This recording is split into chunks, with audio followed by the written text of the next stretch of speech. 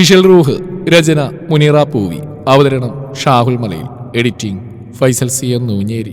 പെയ്തു തോർന്ന മഴയുടെ ശേഷിപ്പെന്നോണം കാനൽ തുള്ളികൾ ഓരയിലെ താഴ്നയും കുളിർമയോടെ ചുംബിച്ചുകൊണ്ട് ഊർന്നിറങ്ങുന്നത് കൺകുളിർക്കെ നോക്കി നിന്ന് ആസ്വദിക്കാൻ കഴിയാതെ പിടഞ്ഞൊരു ഹൃദയവുമായി അവൻ ആ സിറ്റ് ഔട്ടിൽ കണ്ണുകൾ ഇറുകെ അടച്ചിരുന്നു.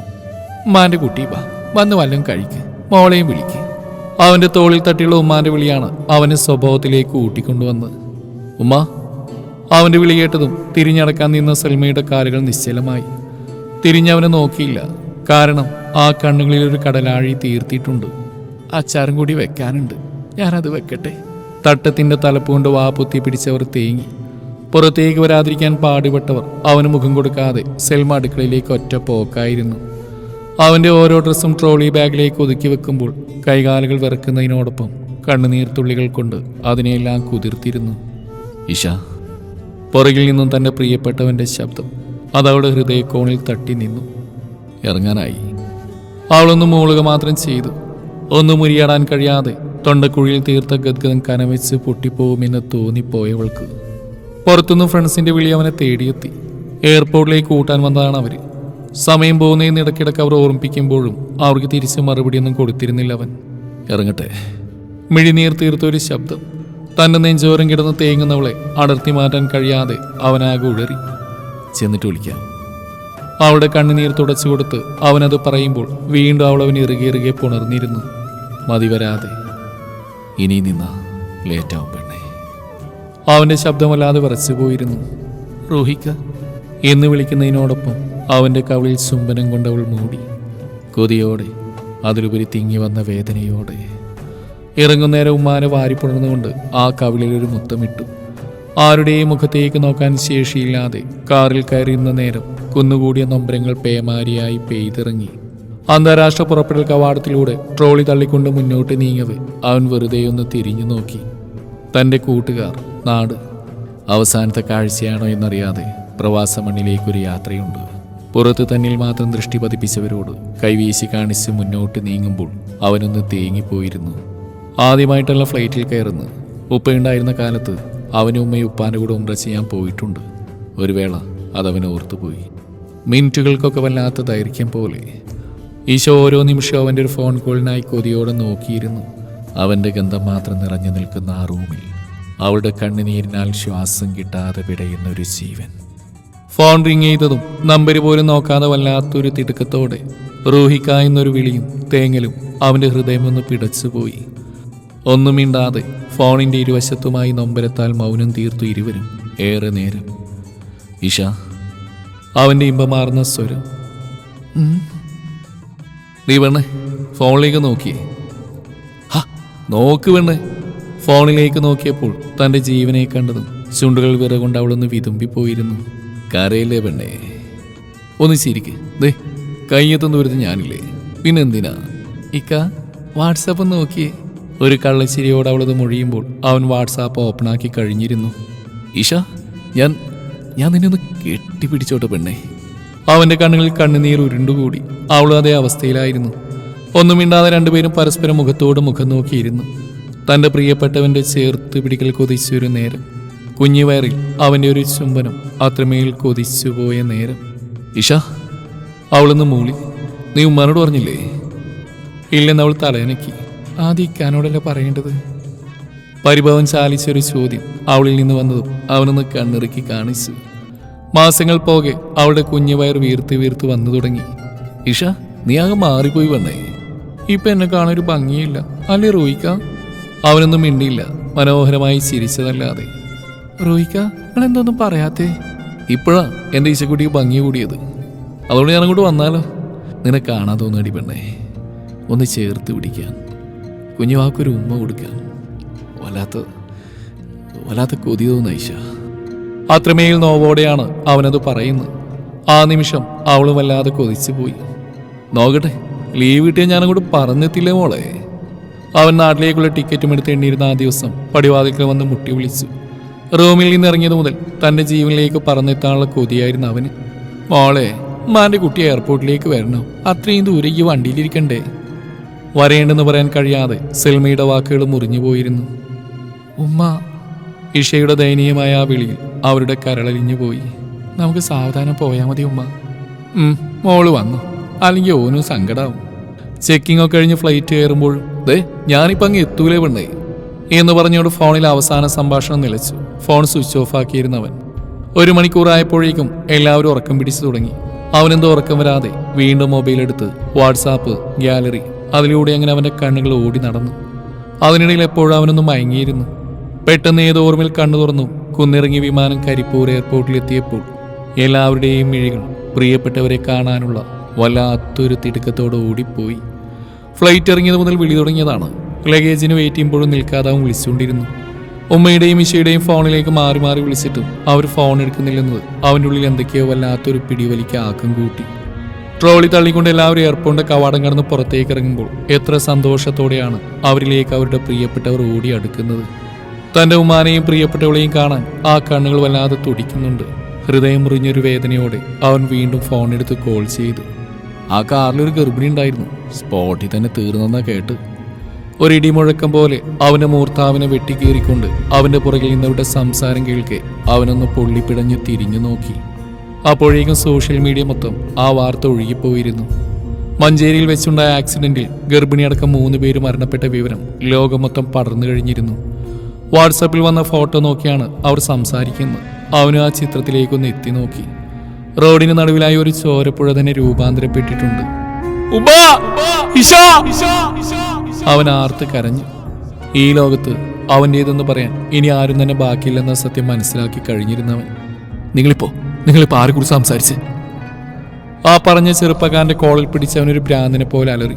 പറ എന്റെ ഇഷ, എന്റെ ഉമ്മ, അവർക്ക് എന്തോ പറ്റിയത് പറയാൻ. ഒരു തളർച്ചയോടെ വീഴാൻ പോയ അവനെ അവിടെ കൂടുന്നവർ പിടിച്ചുവെങ്കിലും അതിലും കരുത്തോടെ അവൻ അവരിൽ നിന്നും കുതിരിപ്പാഞ്ഞ നേരം ടാക്സിക്ക് കൈ കാണിച്ച് അവനതിൽ കയറിയിരുന്നു.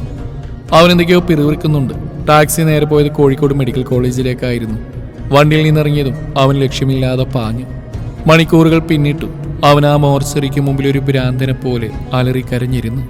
തൻ്റെ ജീവനായവരുടെ ജീവനറ്റ ശരീരം ഏറ്റുവാങ്ങാൻ ഇന്ന് ആ കൈകൾക്കും ജീവനില്ലാതെയായിരുന്നു. പാസ്പോർട്ടും ഐ ഡിയും അടങ്ങുന്ന ചെറിയൊരു ബാഗ് അവൻ്റെ തോളിലുണ്ടായിരുന്നു. അതിൽ നിന്ന് എന്തൊക്കെയോ വാരി വലിച്ചു പുറത്തേക്കിട്ടവൻ. ഒരേ ഡിസൈനിലുള്ള 2 ചെയിനുകൾ തൻ്റെ ജീവനുകൾക്ക് വേണ്ടി വാങ്ങിയത്. ഇനി ഇതെന്തിന്? ഭ്രാന്തി പിടിച്ചത് അവൻ വലിച്ചു പൊട്ടിച്ച് കഷ്ണങ്ങളാക്കി ദൂരേക്ക് എറിഞ്ഞു. ഇഷ, എന്നെ വിട്ടിട്ട് പോലെ പെണ്ണെ. ഉമ്മ വാത്സല്യത്തോടെ ഒന്ന് തലോടെ. ഈ ദുനിയാവിൽ നിന്ന് എനിക്ക് ആരുണ്ട്? ഒരു നേരം കഴിച്ചില്ലെങ്കിൽ കഴിക്കണേടാത്ത നാഴിക 40 പ്രാവശ്യം എന്നെ ഓർപ്പിക്കാൻ. ഉമ്മയില്ലാത്ത ഈ ദുനിയാവ് ഈ റൂഹിനും വേണ്ട ഉമ്മ. ഉമ്മ ഇഷ. ആ 2 നാം ഉരുവിട്ടുകൊണ്ട് അവൻ ആർത്താർത്ത് കരയുകയാണ്. ദേ, നിങ്ങൾ കാണാൻ ഞാൻ വന്നപ്പോ നിങ്ങൾക്ക് എന്നെ കാണണ്ടല്ലേ? കണ്ണടച്ച് കിടക്കാതെ എന്നെ ഒന്ന് നോക്കിക്കൂടെ 2 പേർക്കും? ഉമ്മാക്കൊന്നും വേണ്ടണം, ഉമ്മാരെ കുട്ടീനൊന്ന് കണ്ടാ മതി എന്ന് പറഞ്ഞല്ലേ? എന്നിട്ട് എന്നെ ഒന്നും നോക്കുന്ന പോലും ഇല്ലല്ലോ. ഒറ്റ പ്രാവശ്യം ഒന്ന് കണ്ണു തുറന്ന് നീ ഒന്ന് നോക്കുമ്മ. ഇനി ആരും വരാനില്ലല്ലോ. ജുമക്ക് മുമ്പ് മയ്യത്തെടുക്കണം. പിന്നെയൊന്നും കേൾക്കാൻ കഴിയാതെ അവന്റെ ചെവി പൊട്ടിപ്പോകുന്നു. ഹൃദയമിടിപ്പ് പതിയെ നിലച്ചു പോകുന്നു. ഇന്നാലിനാഹി വൈനായിലേഹി റാജിഊൻ. അവന്റെ ചെവിയിൽ ആരോ കലിമ ചൊല്ലിക്കൊടുക്കുന്നു. മയ്യത്ത് കട്ടിൽ കിടന്ന് അവനും അവർക്കൊപ്പം യാത്രയാവുന്നു. റൂഹേ, എഴുന്നേക്ക്. ആരുടെയോ കരസ്പർശം. അവസാനമായിട്ട് അവരെന്ന് കാണ്ടടാ നിനക്ക്. ഉറ്റ സുഹൃത്തുക്കളുടെ ചോദ്യം കേട്ടതും ആ കണ്ണുകളൊന്ന് പിടഞ്ഞ് തെന്നി മാറിപ്പോയി. അവസാനായിട്ടോ? ഞാൻ അവരുടെ കൂടെ പോവുമല്ലേ? എൻ്റെ ഉമ്മ, എൻ്റെ ഈശ, എൻ്റെ വാവ, അവരില്ലാതെ പിന്നെ ഈ റൂഹി ഇല്ലല്ലോടാ. അവനങ്ങനെ എന്തൊക്കെയോ പുലമ്പിക്കൊണ്ടിരുന്നു. റൂഹേ, വാടാ, എഴുന്നേൽക്ക്. ഉമ്മ, ഈശ, എന്നെ ഒന്ന് കൊണ്ടുപോകാൻ പറയണം അവരോട്. നെഞ്ചുപൊട്ടി കരയുന്നവനെങ്ങനെ സമാധാനിപ്പിക്കും? നാഥ. കൂടി നിന്നവരിലും എഴുന്നീർ തുളുമ്പി. റൂഹേ, നീ കരയാതെടാ. അവനിലേക്ക് ഊർപ്പിച്ചെറിയുന്ന ആശ്വാസ വാക്കുകൾ. അവനെ 2 പേർ പിടിച്ചെഴുന്നേൽപ്പിച്ച് മയ്യത്ത് കട്ടിലിന്റെ കാലിൽ അവന്റെ കൈ മുറുകിയതും ഇനാലിനാഹി വൈനായിലേഹി റാജിഊൻ. കൂട്ടത്തോടെ ആരൊക്കെയോ കലിമ ചൊല്ലുന്നവന്റെ ചെവിയൊന്ന് കൊട്ടിയടഞ്ഞു. ശരീരം പഞ്ഞിക്കെട്ടുപോലെ ഉയർന്നു പൊങ്ങാൻ തുടങ്ങി.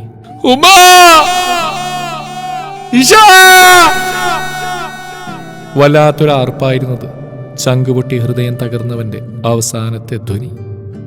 എന്താടാ വല ദുസ്വപ്നവും കണ്ട ഈ? അവനൊരു പിടച്ചിലോടെ എഴുന്നേറ്റിരുന്നു, വിയർപ്പിനാൽ മുങ്ങിപ്പോയിരുന്നവൻ. എന്താടാ നിനക്ക് പറ്റിയത്?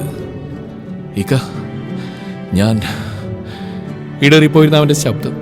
ഫ്ലൈറ്റിൽ കയറിയപ്പോൾ കിട്ടിയൊരു കൂട്ടാണ് ജബ്ബാറിക്ക. അവന്റെ തേങ്ങൽ കേട്ടാണ് ഉറക്കത്തിൽ നിന്ന് ഇക്കയും ഉണർന്ന്.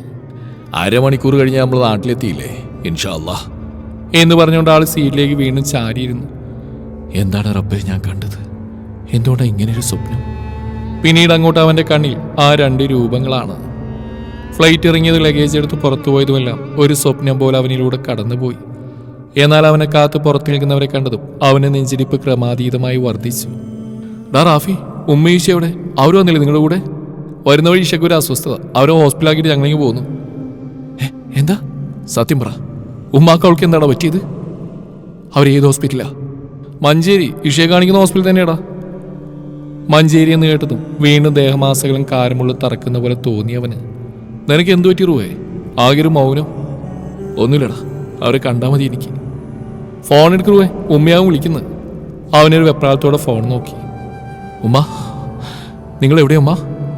വീർപ്പ് മുട്ടിയുന്ന വാക്കുകൾ തള്ളി പുറത്തേക്ക് വന്നു. ഉമ്മാന്റെ കുട്ടി എത്തിയോ? മറുതലക്കിൽ ഉമ്മാന്റെ വാത്സല്യം നിറഞ്ഞൊരു ചോദ്യം.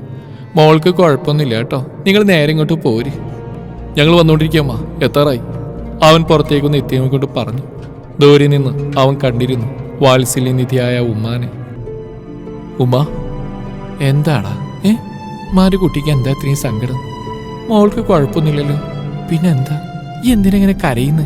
കരയില്ലേ? കുറച്ചു മുമ്പേ അവൻ അനുഭവിച്ച വേദന ഓർക്കുന്തോറും അവനാകെ തളർന്നു പോയി. അവൻ വീണ്ടും ഉമ്മാനെ ഇറുകെ പിളർന്നു. ഇഷയുടെ ബൈസ്റ്റാൻഡർ ആരാ? സിസ്റ്റർ ചോദിച്ച് മുഴുമിക്കും മുമ്പ് അവൻ ചാടി കയറി. ഇഷ, അവളൊന്ന് കണ്ടോട്ടി സിസ്റ്റർ. കണ്ടോളൂ, അതാ വരുന്നു. നിറവയറോടെ നഴ്സിന് പിന്നാലെ പതിയെ നടന്നു വരുന്ന തന്റെ പ്രിയപ്പെട്ടവൾ, തന്റെ ജീവന്റെ തുടിപ്പിനെ വയറിൽ ചുമക്കുന്നവൾ. ഇഷ എന്ന് വിളിക്കുന്നതിനോടൊപ്പം പാഞ്ഞെടുത്തവൻ. ഒരു നിമിഷം പോലും വേണ്ടി വന്നില്ല അവൻ അവളിലേക്ക് എത്താൻ. റോഹിക്ക, മനം നിറഞ്ഞൊരു വിളി. അവനെ കണ്ടത് നക്ഷത്രം പോലെ ആ കണ്ണുകൾ തിളങ്ങിയിരുന്നു. ഇത് സ്വപ്നമോ മിഥ്യയോ എന്നറിയാതെ ഇഷ എന്ന് വിളിച്ചുകൊണ്ട് അവൻ ആ മുഖം കൈക്കുമ്പിളിലാക്കിയിരുന്നു. ചുവന്ന് തൊടുത്ത് അവളുടെ കവിളിലൊന്ന് തലോടിയവൻ. ഞാൻ പേടിച്ചു പോയടാ. അവന്റെ ഹൃദയത്തിന്റെ അടിത്തട്ടിൽ നിന്നൊരു നിലവിളി ശബ്ദം ഉയർന്നു. നിങ്ങളില്ലാതെ എനിക്ക് പറ്റില്ല ഈശ. റോഹിക്ക, അത്രമേൽ ഇമ്പമാർന്നൊരു ശബ്ദം അവളിൽ നിന്ന് അവനിലേക്ക് ഒഴുകിയെത്തിയ നേരം അവൻ അവളെ ചേർത്ത് പിടിച്ച് ചുംബനത്താൽ മൂടുമ്പോൾ രണ്ടുപേരുടെയും കണ്ണും കൽബും ഒരുപോലെ നിറഞ്ഞ് കവിഞ്ഞിരുന്നു. അവൻ അവിടെ അവൾക്കരികിലായി മുട്ടുകുത്തിയിരുന്നു. തൻ്റെ പ്രിയപ്പെട്ടവളുടെ വീർത്തു വന്ന വയറിലൊന്ന് തലോടി. വളരെ വളരെ പതിയൊരു മൃദുചുംബനം പകരുമ്പോഴും അവനിലെ കണ്ണുനീർ അവളെയും ഒന്ന് പൊള്ളിച്ചു. റോയിക്ക, അവൻ്റെ മുടികളിൽ തലോടിക്കൊണ്ട് അവളവനെ വിളിക്കുമ്പോൾ വളരെ നേർത്തു പോയിരുന്ന അവളുടെ ശബ്ദം ഒരു കുളിർ തെന്നലായി അവളുടെ കാതോരം. അത്രമേൽ അവളെ പുഷ്പിക്കാൻ പാകത്തിന് അവൻ മുഴിഞ്ഞു. ഇഷ, എൻ പ്രാണന്റെ പ്രാണനാണ്.